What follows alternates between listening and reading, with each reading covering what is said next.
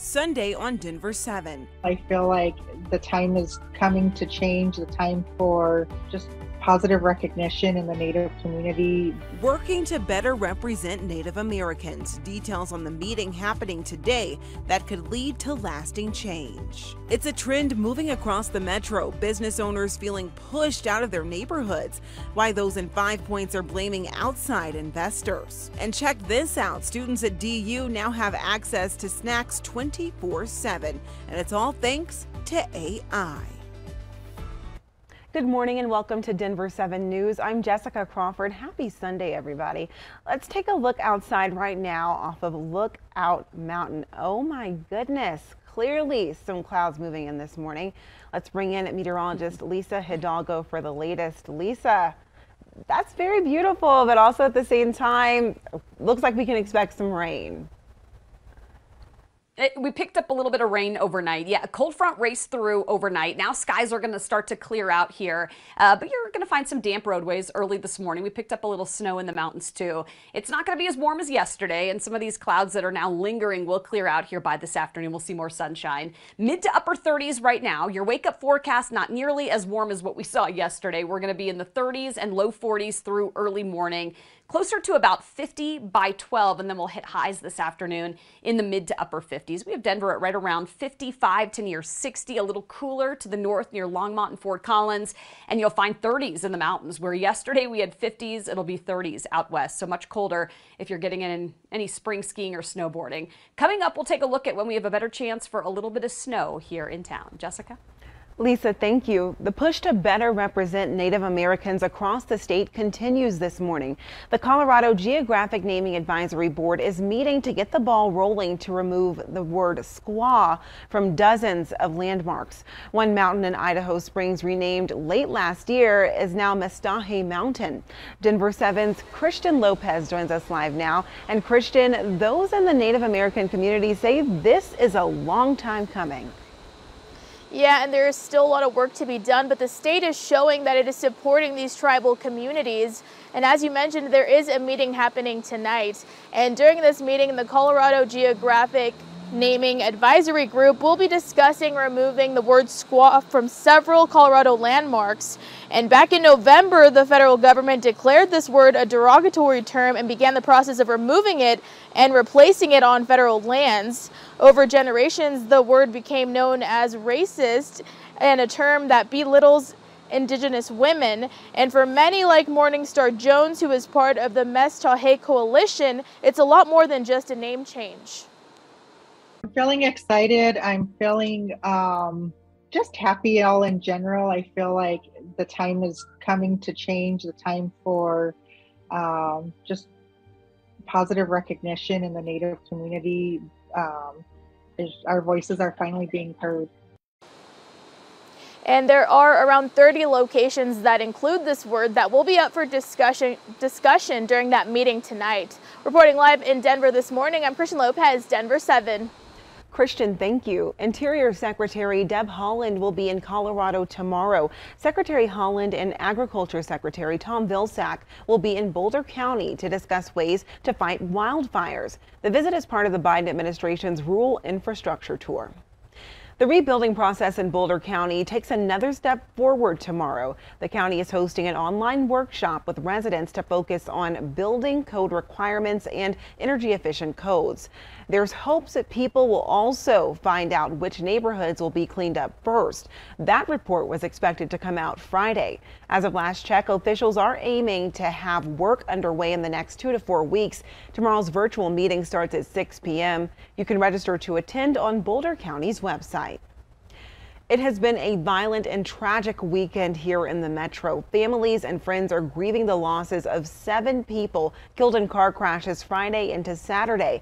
This comes as Denver police are still looking for answers after a shooting led to one of those deadly wrecks. And one of the people killed Friday was Uriel Reyes Medina. His wife says he was in the wrong place at the wrong time. Shots were fired between 2 cars driving down Peoria Street near 39th Avenue.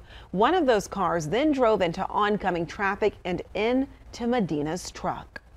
He was coming home to have dinner with his family, and to somebody's negligence, My kids don't have a father. I don't have a husband. I have to figure out everything on my own, and there's nobody to even blame at this point. Heartbreaking. Friends have started a GoFundMe account to help out that family. If you know anything that can help in this case, call Crime Stoppers. Despite recent controversy, Mesa County Clerk Tina Peters is now the leading Republican candidate for Colorado Secretary of State.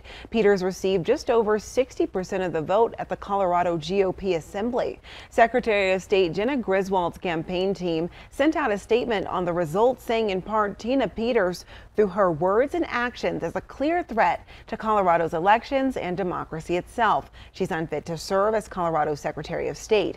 The statement goes on to say Peters is not only a threat to future elections, she has already failed as an election administrator, end quote.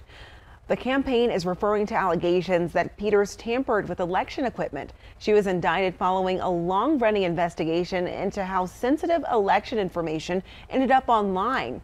Peters is also separately accused of trying to kick a police officer who was detaining her in another case. She's expected to be arraigned in May.